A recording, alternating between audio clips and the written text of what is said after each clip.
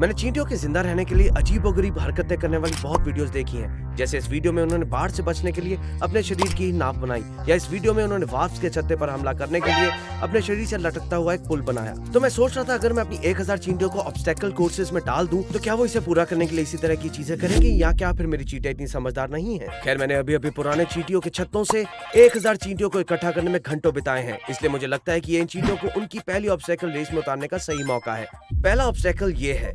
असल में हम नीचे कुछ बड़े मरे हुए कीड़े रखेंगे और फिर उसे ढेर सारी रेत से भर देंगे ताकि वो चींटी के एक 2D छत्ते जैसा बन जाए। असल में हम चींटियों को यहाँ तरह तरह की सुरंगें खोदते हुए देखेंगे, और अगर उन्हें नीचे छिपा हुआ कीड़ा मकोड़ा मिल जाता है तो वो इस बाधा को पार करके आगे बढ़ जाएंगी, जो वीडियो के आगे बढ़ने के साथ साथ और भी मुश्किल होती जाएंगी। ठीक है, चलिए अब समय बर्बाद ना करते हुए इस ऑब्स्टेकल चैलेंज को शुरू करते हैं। वाह, ये तो बहुत ही सेटिस्फाइंग है, एक साथ 1000 चींटियों को देखना। ठीक है, अब जाहिर है चींटियां तुरंत ऊपर के हिस्से की दीवारों पर चढ़कर भागने की कोशिश करने लगती हैं। लेकिन हैरानी की बात यह है कि कई चींटियां घोंसले के बीच वाले 2D हिस्से में खुदाई शुरू कर चुकी थी, और ये तो बहुत तेजी से हो रहा है। रुको, क्या टैंक के किनारे पर भी कुछ काम चल रहा है? अरे, मैंने इन्हें अभी 45 सेकंड पहले ही डाला था और इन्होंने लगभग आधा इंच नीचे तक खुदाई कर ली है। व्हाट? हाँ, और अगर आप टाइम देखें तो आप देख सकते हैं कि ये कितनी तेजी से काम कर रही हैं।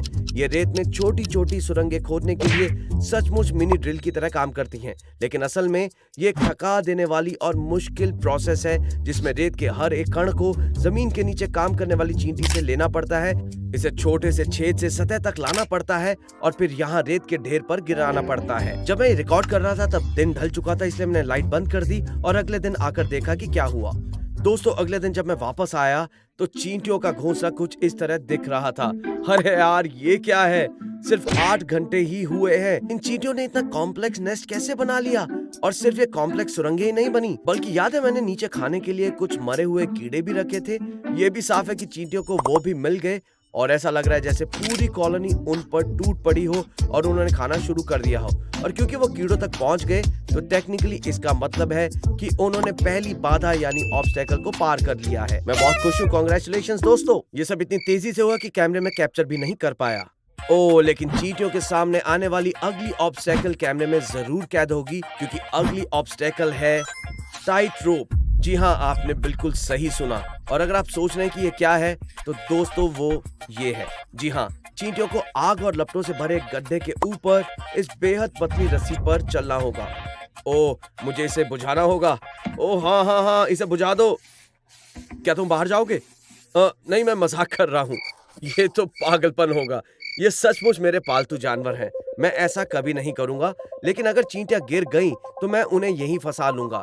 इसके लिए मैं इस गड्ढे की दीवारों पर फ्लू ऑन नाम का एक बेहद चिकना लिक्विड पदार्थ लगा दूंगा। आप इसे देख नहीं सकते क्योंकि ये इनविजिबल है, लेकिन ये बहुत स्लिपरी होता है और चींटियां इस पर चल नहीं पाएंगी। आप लोग अभी देखेंगे ये चैलेंज इतना दिलचस्प क्यों है। अगर आप चींटियों के 2D घोंसले को देखें तो आप देखोगे कि मैंने इस छोटे से छेद को पेपर टॉवल से बंद कर रखा है। और अगर आप ये भी देखना चाहते हैं कि मैंने ये कैसे किया तो यहाँ देखिए, मेरे पास एक ट्यूब है, यानी मैं इसे ऑब्स्टेकल से जोड़ सकता हूँ। तो चलिए इस ऑब्स्टेकल को शुरू करते हैं। कम ऑन चींटियों, आ जाओ, अंदर चलते हैं। ट्यूब लगाते ही चींटियों ने तुरंत उसे देख लिया और अंदर आने लगी। मतलब वहाँ हजारों चींटियां थी, आप उनसे एक पल के लिए भी बच नहीं सकते। तो यही इन ऑब्स्टेकल्स को मजेदार बनाता है, क्योंकि हमारी पहली चींटी को टाइट रोप ऑफ डूम तक पहुंचने में सिर्फ 10 सेकंड लगे। अब इस बाधा को पार करने के लिए चींटियों को बस अपने पैरों के इन टुकड़ों में से एक को वापस इस तंग रस्सी के पार ले जाना है, जो मुझे लगता है कि शायद नामुमकिन है, लेकिन देखते हैं वो क्या करती हैं। मैं झूठ नहीं बोलूंगा, चींटियों ने शुरुआत में कुछ खास अच्छा प्रदर्शन नहीं किया, क्योंकि हमारी पहली चींटी जो इस तंग रस्सी तक पहुंची वो वास्तव में इस पर चली ही नहीं। वो बस इस प्लेटफॉर्म के कोने पर इसके चारों ओर घूमती रही, जहां से वो फिसल गई। अरे यार, ये क्या हो रहा है? लेकिन हमारे पास 1000 चींटियां हैं, इसलिए मुझे उम्मीद थी कि इनमें से कम एक चींटी तो आखिरकार इस टाइट रोप पर कदम रखेगी। लेकिन जैसे ही ढेर सारी चींटियां इस कमरे में आने लगी, हाँ, उन सभी ने लगभग एक ही काम किया और फिर गड्ढे चींटियों से पूरी तरह भर गए। अरे चींटियों, तुम ये क्या कर रही हो? नहीं, मैं मजाक कर रहा हूँ। मुझे लगता है कि वास्तव में मेरी गलती है और उन्हें इस तंग रस्सी पर चढ़ने के लिए मजबूर करने के लिए मुझे कुछ भरपाई तो करनी होगी। चलिए मैं आपको दिखाता हूँ कि मैं इसे कैसे ठीक करने वाला हूँ। असल में मैंने सबसे पहले टाइट रोप पर 2 एक्स्ट्रा धागे टेप से चिपका दिए ताकि ये थोड़ी मोटी हो जाए, जिससे चींटियां इस पर चलते समय सुरक्षित महसूस करें। और साथ ही मैंने टाइट रोप पर ये इंसेक्ट जेली फीड भी रब कर दी ताकि पुल से जेली स्मेल आए, और हाँ, उम्मीद है कि इस पर वो चलने लगेंगी। बिल्कुल ऐसा ही हुआ, क्योंकि पहले ही मिनट में हमारी पहली चींटियां रस्सी पर चलने लगी और बहुत धीरे धीरे उसका मुआयना करने लगी। लेकिन समय के साथ और भी चींटियां उस पर चलने लगी और ये काफी मजेदार था क्योंकि कभी कभी चींटियां सचमुच एक दूसरे के पैरों से लटक जाती थी क्योंकि एक ही समय में रस्सी पर बहुत सारी चींटियां हो जाती थी। अरे ये चींटियां अपने दोस्तों को बचाने में बिल्कुल भी अच्छी नहीं है, लेकिन हमारी पहली बहादुर चींटी को इस रस्सी के अंत तक पहुंचने में ज्यादा समय नहीं लगा।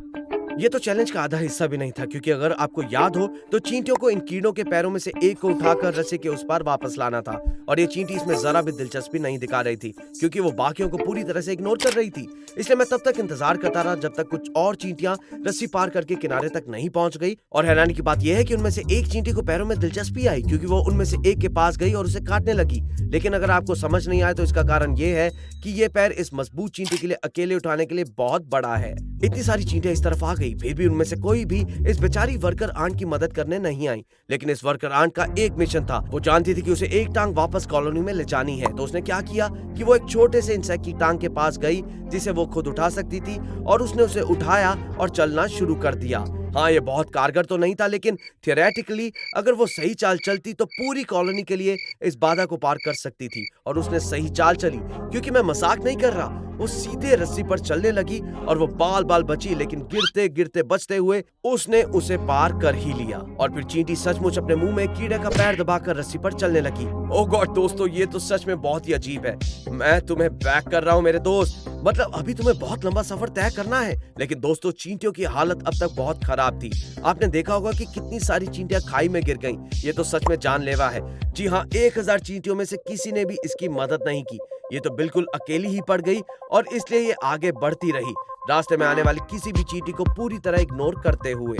और ये चींटी रस्सी के बिल्कुल आखिर तक पहुंच गई, जहां से चलकर उसने प्लेटफॉर्म पर पहुंचकर ऑब्स्टेकल पार कर ली। यार, ये चींटी तो कमाल की है। सच में मुझे इसका नाम रखना पड़ेगा। मुझे लगता है मैं इसका नाम एंटनी रखूंगा। और शायद हम एंटनी को फिर कभी नहीं ढूंढ पाएंगे क्योंकि सारी चींटियां एक जैसी ही दिखती हैं। लेकिन सच में सबने कमेंट्स में एंटनी के लिए खूब तारीफ की। ये तो कमाल हुआ क्योंकि इन चींटियों ने ऑब्स्टेकल पार कर ली, इसलिए मैं इन्हें इनाम के तौर पर कीड़े के पैर दूंगा। थैंक यू एंटनी, उम्मीद है तुम सबको ये अच्छा लगेगा। तो मैंने जल्दी से सारे फॉलन सोल्जर्स को वापस 2D एंट नेस्ट में रख दिया। खैर, अब ये कॉलोनी अपनी तीसरी चुनौती के लिए तैयार है और ओ माय गॉड, मैं इसके लिए बहुत एक्साइटेड हूँ क्योंकि दोस्तों, अब इन चींटियों को एक तिजोरी तोड़नी होगी। जी हाँ, बिल्कुल डकैती की तरह। जी आपने सही सुना, एक तिजोरी। इस चुनौती के लिए मैंने कागज से एक नकली बैंक तिजोरी बनाई जिसे चींटियां शायद तोड़ सकेंगी। आप देख सकते हैं, काफी अच्छी है, बिल्कुल असली तिजोरी जैसी। और वैसे भी ये बढ़िया है क्योंकि इसका दरवाजा खुलता है, इसलिए मैं इस तिजोरी को ढेर सारे बीजों से भर सकता हूँ। आप देख ही सकते हैं कि मैंने इसमें बहुत सारे सीड्स डाल दिए हैं क्योंकि ऐसा लगता है कि बीज इस प्रजाति की चींटियों का पसंदीदा भोजन है, इसलिए वो इस पर टूट पड़ेंगी। दोस्तों, मेरे पास ये हॉट ग्लू गन है जिसे मैं इस तिजोरी के दरवाजे को अच्छी तरह से बंद कर सकूं। मुझे सच में इसे चैलेंजिंग बनाना है, तो चलिए मैं यहाँ थोड़ी ग्लू लगा देता हूँ। और हाँ, बिल्कुल ऐसे ही। ठीक है, अब तिजोरी पूरी तरह से ग्लू से बंद हो गई है। तो चलिए देखते हैं कि क्या ये चींटियां सच में इसमें से बीज निकाल पाती हैं। ये देखना बहुत दिलचस्प होगा। तो हाँ, मैंने इसे अंदर रखा और आप देख सकते हैं कि 1000 चींटियों का झुंड तुरंत इस पर चढ़ने लगा। खासकर जब चींटियों के झुंड के घोंसले में कुछ खास रखा जाता है तो उन्हें ये इंश्योर करना होता है कि वहाँ कोई खतरा तो नहीं है। और मुझे लगता है इससे उन्हें तुरंत पता चल गया कि यहाँ कोई खतरा नहीं है क्योंकि उनमें से कोई भी इसे काट नहीं रहा था। और असल में उनमें से कई तो बस एनक्लोजर से निकलने के मौके का फायदा उठा रहे थे। लेकिन ये ठीक नहीं है। लेकिन हाँ, तिजोरी अभी पूरी तरह से बंद है और मुझे नहीं लगता कि चींटियों को पता भी था कि इसके अंदर बीज है, इसलिए सच कहूँ तो कुछ खास नहीं हुआ। ठीक है, ये प्लान के अकॉर्डिंगली बिल्कुल नहीं हो रहा। मैं बस डिब्बे को लेकर इसमें रख देता हूँ। ओके, मैंने किसी चींटी को कुचल तो नहीं दिया। ठीक है, और फिर मैं गिरी हुई सभी चींटियों को उठा लेता हूँ। तो हाँ, मैं इन सभी गिरी हुई चींटियों को वापस घोंसले में डाल रहा हूँ। खैर, वो तरीका उतना कारगर नहीं रहा, पर मुझे पहले से ही पता था कि वो कारगर नहीं होगा, इसलिए मैंने ये तरीका सोचा। देखिए, इसमें 1 कप पानी और 1 बड़ा कप चीनी है जिसे मैं पानी में डालूंगा। फिर मैं पानी और चीनी को मिलाकर चीनी का एक पानी मिलाऊंगा जिसकी गंध और स्वाद चींटियों को बहुत पसंद होती है। और इस ब्रश का इस्तेमाल करके मैं उसमें रंग भरूंगा और फिर उससे अपनी तिजोरी को रंग दूंगा। इससे तिजोरी का टेस्ट ना सिर्फ चीनी जैसा हो जाएगा बल्कि कागज से बनी होने के कारण थोड़ी गीली भी हो जाएगी, जिससे चींटियां उसे कुतरकर बीजों तक पहुंच सकेंगी। मैंने इस तिजोरी को चीनी के पानी में भिगो दिया और बिना समय बर्बाद किए इसे घोंसले में रख दिया। तो चींटियों अब तुम्हारे काम की बारी है, देखते हैं कि इस बार तुम क्या करती हो। एंड ओ माय गॉड, इस बार तो चीजें बहुत ज्यादा दिलचस्प थी, क्योंकि देखते ही देखते ढेर सारी चींटियां ज्यादा दिलचस्पी दिखाने लगी। आप देख सकते हैं कि तिजोरी पर चलने के बाद चींटियां एकदम स्थिर खड़ी हो जाती थी। ऐसा इसलिए था क्योंकि वो अपना मुंह कागज पर लगा रही थी और उस पर लगी सारी चीनी चाट रही थी। यम्मी होगा इनके लिए।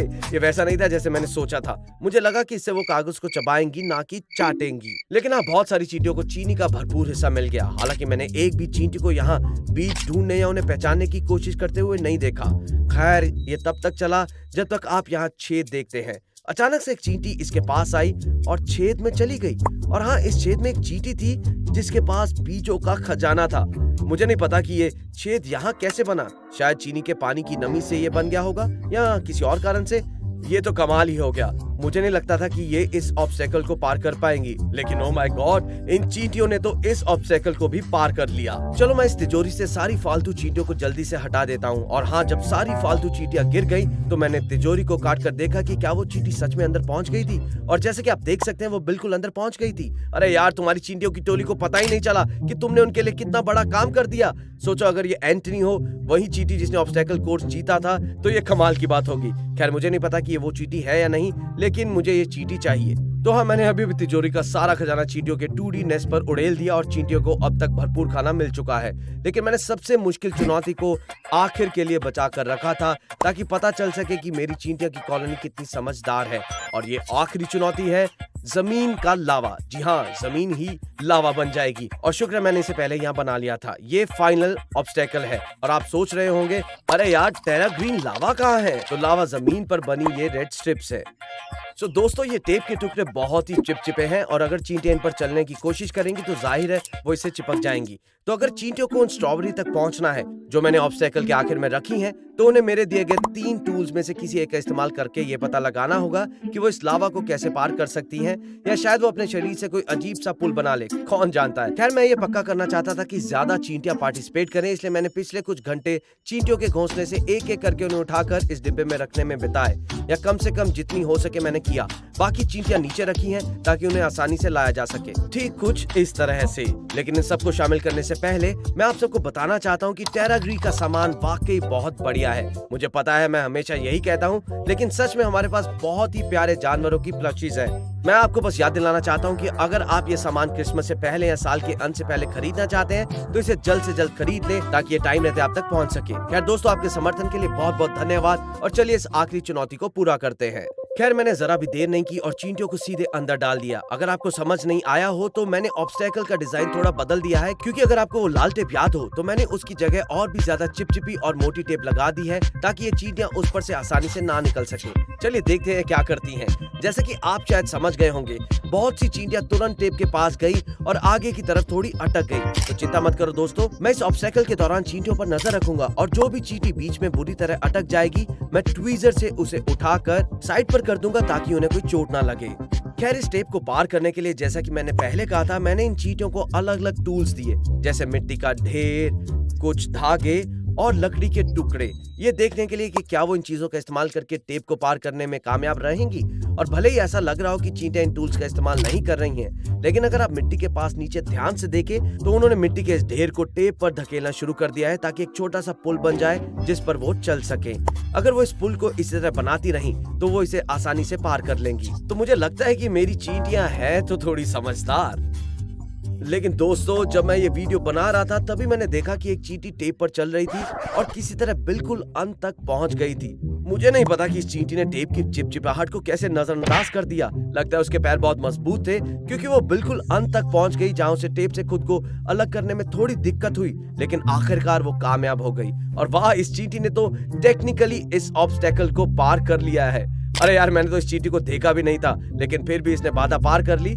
वेरी वेल डन दोस्त। आप भी देख सकते हैं यहाँ पर एक चींटी है। ये तो कमाल की बात है। पिछले 3 ऑब्स्टेकल्स में से एक ही चींटी ने पूरी कॉलोनी के लिए सारा भार क्यों उठाया। खैर मुझे इन सभी को टेप से हटाना था ताकि उन्हें कोई चोट ना लगे। तो हाँ, मैंने उन सभी को एक डिब्बे में उठाकर उनके नेस्ट में सुरक्षित वापस पहुंचा दिया। ठीक है, क्योंकि इन्होंने इसे पार कर लिया इसलिए मैं इन्हें स्ट्रॉबेरी का ये टुकड़ा दे रहा हूँ। और क्योंकि चींटियों ने मेरे द्वारा दी गई सभी ऑब्स्टेकल्स को पार कर लिया है, मैं उन्हें ये बिल्कुल नया आंट नेस्ट दे रहा हूँ। असल में थोड़ा छोटा है और इसके ऊपर एक शानदार बाहरी दुनिया है और मुझे लगता है कि ये उनके लिए थोड़ा बेहतर है, इसलिए मैं जाकर उन्हें वहाँ ले जा रहा हूँ। खैर उम्मीद है कि इस वीडियो ने आपको एंटरटेन किया होगा और आपको चींटियों के बारे में कुछ नया सीखने को मिला होगा।